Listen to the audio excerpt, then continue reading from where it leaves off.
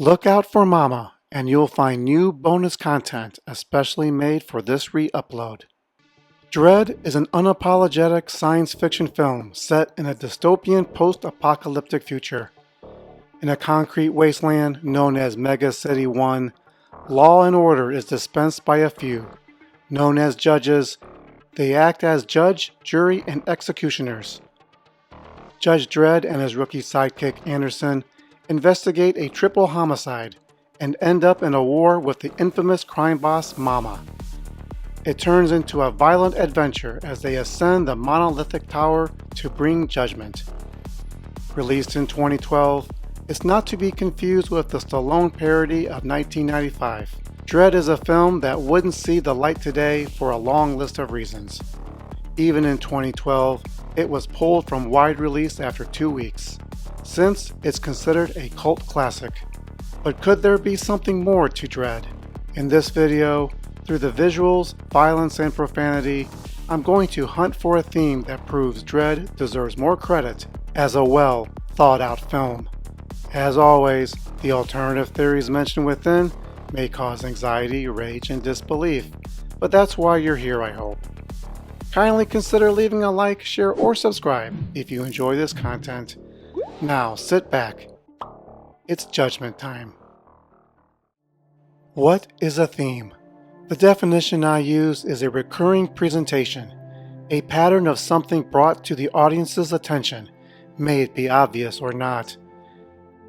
It could be a prop, a line of dialogue, I'd buy that for $1. or an event that repeats itself. Its purpose may be symbolic. Angel Heart and its mirrors tipping off Harry Angel's dual identity. Don't worry, no one will mourn one less lawyer in the world. Tell the story of the movie, The Shining, its maze, and any impossible floor plans. Tell an alternative story, The Shining and its references to Native American history. The site is supposed to be located on an Indian burial ground, and I believe they actually had to repel a few Indian attacks as they were building it. Foreshadowing. In Blade Runner, Decker has his collection of photographs, lots of them, or used to stitch a narrative.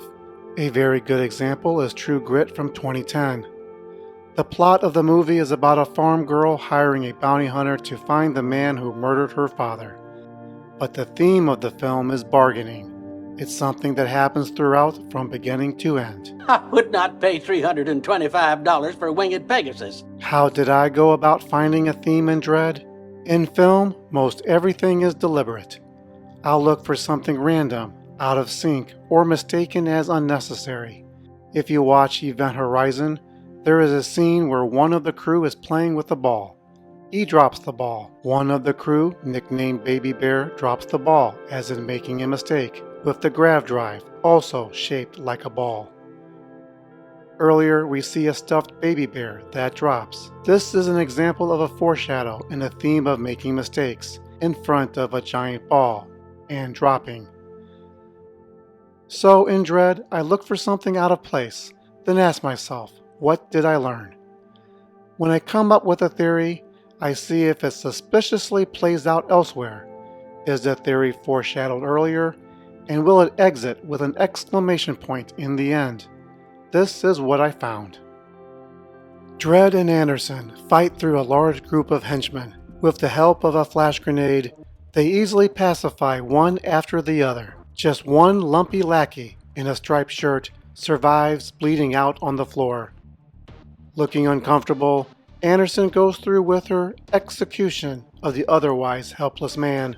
Rejected by the medic, who would not offer safe harbor, Dredd and Anderson drag their suspect Kay for a place to hide from Mama's mercenaries roving the halls. Anderson uses her psychic powers to trick a resident to open her door. Resident Kathy tells Anderson there's a service elevator that will take them up into the tower. She does this not as a favor to the judges, but to get them off her floor, giving her family a chance to go on with their lives. We discover soon later it's not a bad strategy. The moment that caught my attention, the pictures and flashbacks. Seen through the eyes and psychic mind of Anderson, we realized She had executed the husband and the father of Kathy's child. Anderson knows something Kathy does not and tries to show remorse. Kathy won't have anything more to do with her. Anderson leaves with a heavy heart. Here was when I made my theory. Ignorance is bliss. Without this knowledge, we already had a complete narrative. The judges are hunted. Anderson needs to find some moxie if she wants to survive. She isn't seen pulling the trigger during the first door knock. While Anderson is dropping opponents in the next gunfight, it's a completely different animal when it's someone staring down the barrel of your gun. Kathy makes her point. She wants to keep her child safe. The film already made clear that children were commonplace in this film universe. Knowing that Kathy's husband is one of Mama's employees didn't demand that we know exactly who he was. The place is chock full of the unnamed dead. What's one more? Kathy expressed an all too familiar paradox, choosing between law and order and her community, a community with its activists who bring jobs and stability that are no more but no less tyrannical. Now, let's examine how these few moments are perceived differently. It's not about life in peach trees, where every day is a struggle ducking bullets. This scene isn't meant to be an analogy of life in present-day urban America. This was about Anderson. Was it about the high price of being a mutant? No. Was it about the heavy-handedness of being a judge? No. It was about her knowing the widow of her making. One thing about bliss, it doesn't last long. Kathy doesn't yet know that her husband is dead. She's going to find out soon enough. It will be too easy to pin it on the judges. Likely, she'll never know if it came before or after letting the judges inside. But does it matter? Kathy also displays numerous examples of wanted bliss. When asked to share what she was thinking, she did not speak. When Anderson tried to comfort her, she did not listen. Kathy wanted the judges off her floor because she did not want to see. The next step is examining if this theory holds up to other characters. Let's start with Kay. He's one of Mama's top henchmen. Kay knows too much about Peachtree's, where it's the production and distribution center for slow-mo, Mama's cash cow. He is no blissful person, especially after Anderson gives him a crash course on psychic abilities. Knowledge gives Kay neither power nor wisdom. Too easy? Let's go with the paramedic. When the bullets fly, he locks himself inside a glass cube. He offers nothing to the judges but excuses. The glass between them is both literal and metaphoric. But the minute he steps outside and spills how much he knows to the four corrupt judges, the judges shut him up. He would have been better off had he pleaded ignorance. This is what happens when you don't understand some questions are rhetorical. The two judges waiting outside the blast door, they're pretty ignorant. They get to live too. The four who really know the truth, not so lucky. What about Mama, the most dour, unremorseful character in Dredd? She knows everything. She controls everything. As likely the largest employer in Peachtree's, Mama has a lot on her mind. Her influence is carried out through her staff.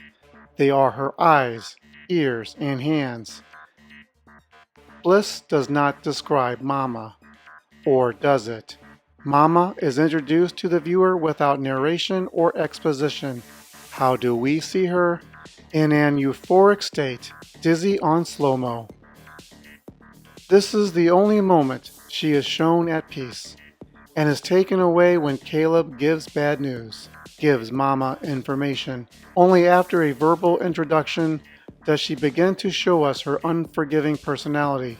The more Mama learns, the more treacherous she becomes. Mama and Judge Anderson have character attributes that somewhat mirror the other. They're both introduced through glass. Both Mama and Anderson are set in a room you first think they would have some privacy. Mama takes a bath under the influence of slow-mo, but is transparent she is not alone. Anderson sits alone in a room but is under observation through the mirror. Like glass, transparency is being toyed with. Even Mama makes a sort of opaque curtain with bath water. Anderson is looking to be a judge, jury, and executioner. Her growth comes with a growing count of judgments she hands out through the end. With Mama, she begins the story demonstrating her authoritarian rule. In Peachtrees, she is the law. While hiring corrupt judges as mercenaries seems like a good return on investment, it's also a subtle hint that her grip as the all-seeing, all-knowing, and all-powerful crime boss was past its peak. While Anderson chose to walk out the tower amongst others in the crowd, Mama dies alone and through the glass. This takes us to Judge Dredd. He's not exactly someone I would describe as blissful with ignorance, yet I'm going to show two sides of a character, used differently to propel the story. First, there is Judge Dredd in the prologue. He is the voice to the audience, giving narration by introducing himself and the in-film universe. The movie is named after him, of course, and he is the lone protagonist so far. It is a combination of exposition and show. The prologue describes the rules and logic of the universe. It is only loosely associated with the plot. Dredd does this very well. Now, I bookmarked the end of the prologue and the beginning of Act 1 at the Hall of Justice. Judge Dredd is in a different role. As soon as Anderson is introduced, we have our second protagonist. Pay attention to Dredd's first line in this scene. So what's she doing in a uniform? It's a question. Keep listening, and you'll see most of his following lines are also questions. Okay, rookie, what do you know about peach trees? So why do you want to be a judge? What do you got? You based in peach trees? You ID'd him? And him? What do you make of this, rookie? What's your analysis? Mama clan. As a result, it is Anderson who has the answers. The topical explanation is sensible. He's the mentor, she's the student. But this shows how efficient and clever the writing is. Anderson is a character from the beginning who knows too much, and she shows it.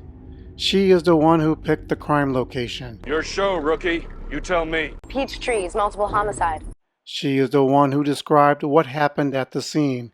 I think it's a punishment killing. Someone's trying to send a message. And it was Anderson who decided what to do next. Find out where the clan operate on this level and hit it hard. The reason for this, I think, is while Dredd was the voice to the audience, Anderson is the voice of the audience. A story is only as good as its characters. That relies on empathy. Dredd is not a very emphatic character. While Anderson is based on the comic book, this is film. There are reasons we see faces and not masks.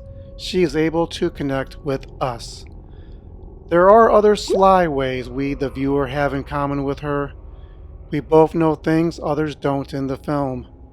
We look through a portal, that screen between our eyes and the visuals on the other side, and are teleported from place to place.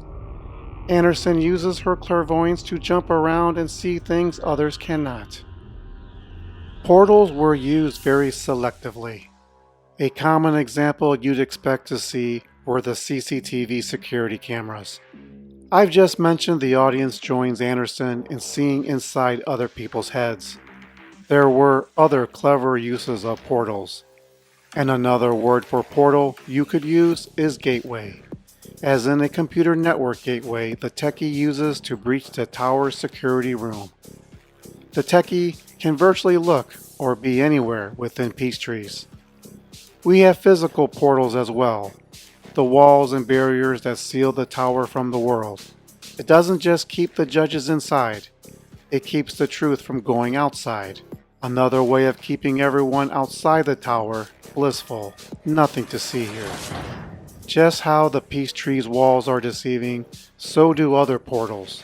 The two-way mirror is a portal looking into a room from another, gives a false impression of privacy. Inside Kay's head, he can't tell what is real, or better put, a reliable fantasy, and what will turn into a nightmare. Even the security cameras mislead those who look for truth in them. as seen when Dredd sets up a decoy inside a booth. The price for misjudgment is heavy. We see in Dredd, portals were used to blur the lines between the truth and perpetuating a lie. But what of Dredd? Interesting, there is an exact moment when Anderson relinquishes her baton of knowledge. Sir, with backup inbound, I think we should wait until the odds have shifted in our favor. Wrong answer. From here, Dredd plays the hero. One of the attributes of a film theory is having a moment near the end that puts a final stamp on the theory.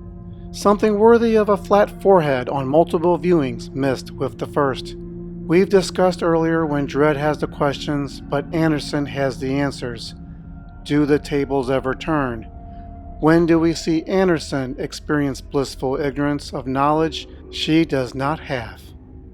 After Dredd and Anderson step out of Peachtree's, Judge Anderson walks out thinking she had failed her assessment. She doesn't realize the Chief Judge had asked Dredd if she had passed or failed. Dredd says pass. He knows something Anderson doesn't know yet. Let me know in the comments below, do you think Dredd is a film worthy of analysis or just a box office bomb? This is Mr. Giacinji saying, in the future, only one person out of 1,000 will bother taking a picture of a crime with their phone. Check out other videos on the channel. Thanks for watching.